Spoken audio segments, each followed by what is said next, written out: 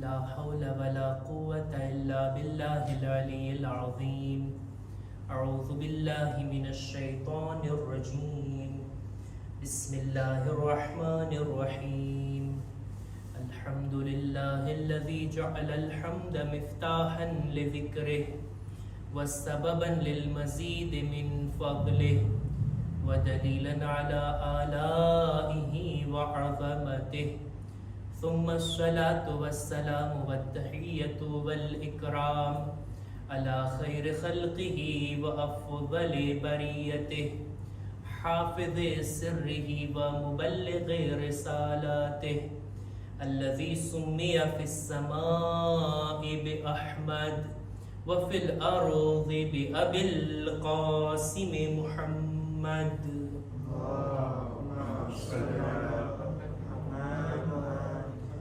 وعلى أهل بيته الطيبين الطاهرين المعصومين المظلومين ولعنة الله على أعدائهم أجمعين.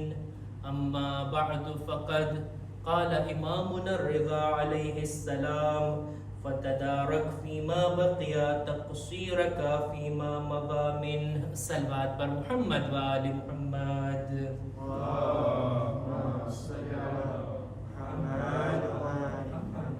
માહ શાબાન પૂરો થઈ રહ્યો છે અને એની આજે આ આખરી શબે જુમા.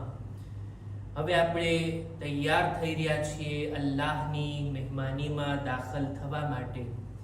અને દેખીતી વાત છે કે દરેક સમયની અંદર આપણી જવાબદારી પણ અલગ અલગ હોય. આખા અઠવાડિયાની અંદર શબે જુમા અને જુમાની આપણી જવાબદારી અલગ હોય. આમ મહિનાઓમાં અને બીજા મહિનાઓ કરતા રજબ શાબાનના અને માહ મુબારક રમઝાનની જવાબદારીઓ આપણી અલગ હોય.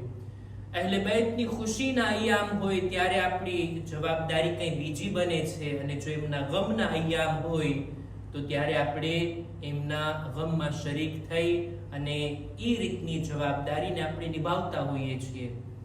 અત્યારે માહે શાબાનના અંતિમ દિવસોમાં આપણે છીએ અને અલ્લાહની મહેમાનીમાં દાખલ થવા પહેલા આ શાબાન મહિનાના બાકી બચેલા દિવસોની અંદર આપણી જવાબદારી શું છે, ખાસ આપણે શું કરવાનું છે આ દિવસોની અંદર. અહેલે બૈતે ઈ બાબતને આપણા માટે નક્કી કરી છે. રાવીનું નામ છે અબા સલ્તે રવી. પોતે બયાન કરે છે કે 8મા ઇમામ ઇમામે અલી રઝા અલૈહિસ સલામ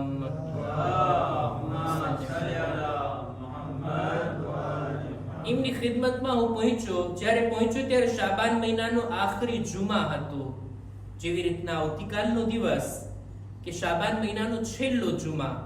અને ઇન્શાઅલ્લાહ આવતા શબે જુમાની અંદર આપણે માહે મુબારક રમઝાનમાં દાખલ થઈ જાશું. શાબાન મહિનાના આખરી જુમામાં 8મા ઇમામની ખિદમતમાં જવાનું થયું. 8મા ઇમામ મને જોઈને કહે છે કે એ અબાસલ, શાબાન મહિનાના વધુ પડતા દિવસો પસાર થઈ ગયા અને હવે એના અમુક દિવસો બાકી રહ્યા છે. આ દિવસોમાં તારે અમુક કામો કરવાના છે. ઇમામે એના માટે 12 જવાબદારીઓ ગણાવી. એ અબાસલ, આ દિવસોની અંદર 12 કામો તારે કરવાના છે. 12 ભલામણો ઇમામે બયાન કરી. સમય નથી કે ડિટેલની સાથે વિગતવાર આ બધી ચીજોને બયાન કરું. મુખ્તસર તौर પર આ હદીસનો તર્જુમો બયાન કરવા માંગુ છું. 8મા ઇમામ ફરમાવે છે, એ અબાસલ, આ દિવસોની અંદર ફતદારક ફીમા તકસીરક ફીમા મગામિન. આ દિવસોની અંદર તારાથી જે કઈ ભૂલો થઈ છે એ ભૂલોના ભરપાઈ કરવાના દિવસો છે.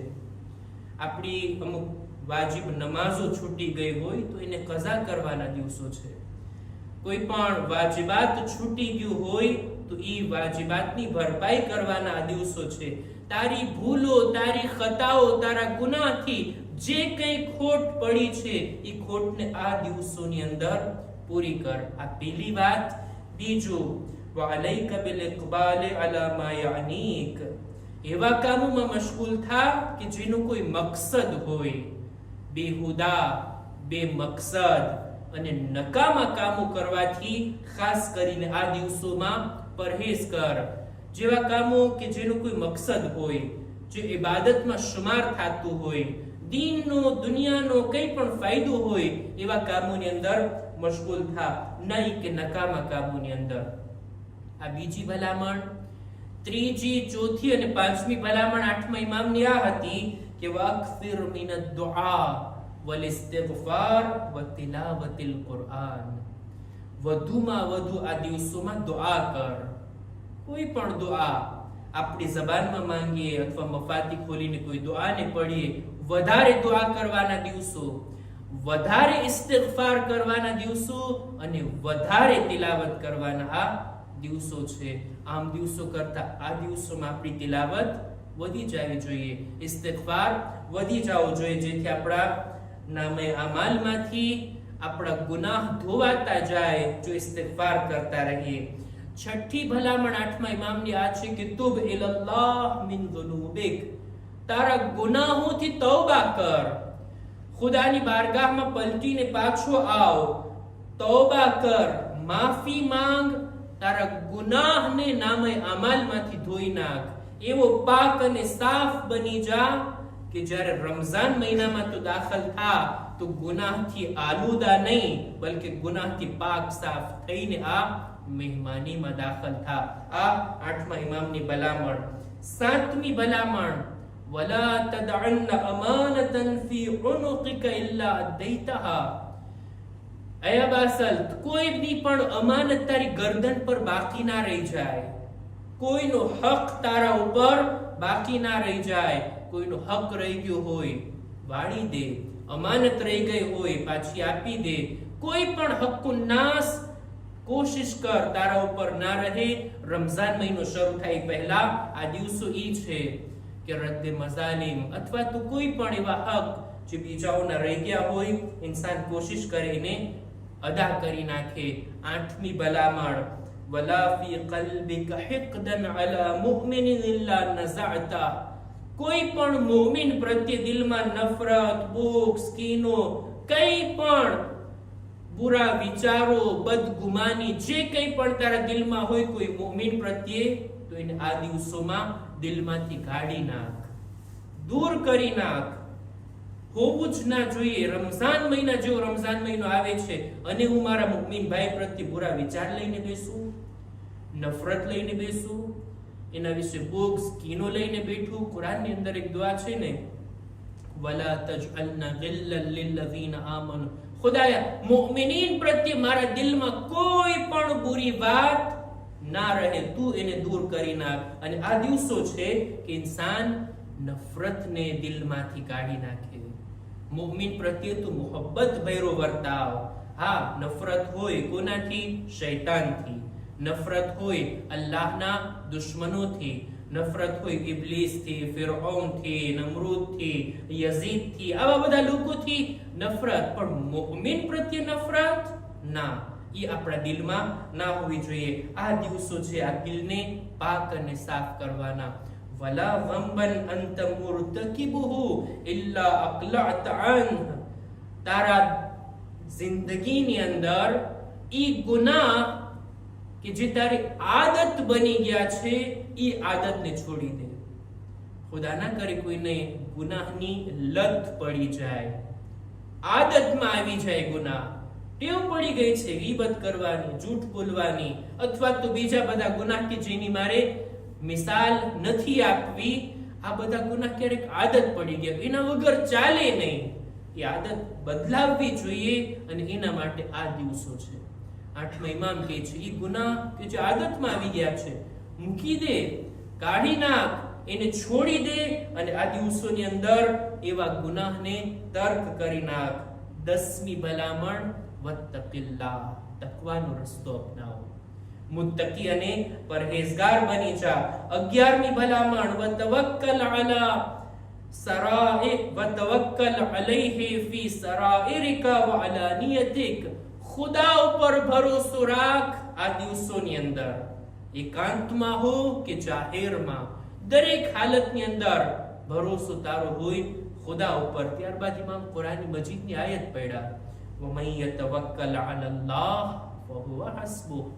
જે અલ્લાહ ઉપર ભરોસો રાખે ને એ ખુદા એના માટે કાફી છે, પછી એને બીજા કોઈની જરૂર નથી. અને 12મી ભલામણ, ઇમામ એક નાની એવી દુઆ તાલીમ ફરમાવ્યા, એક જુમલાની દુઆ, એક વાક્યથી વધારે નથી.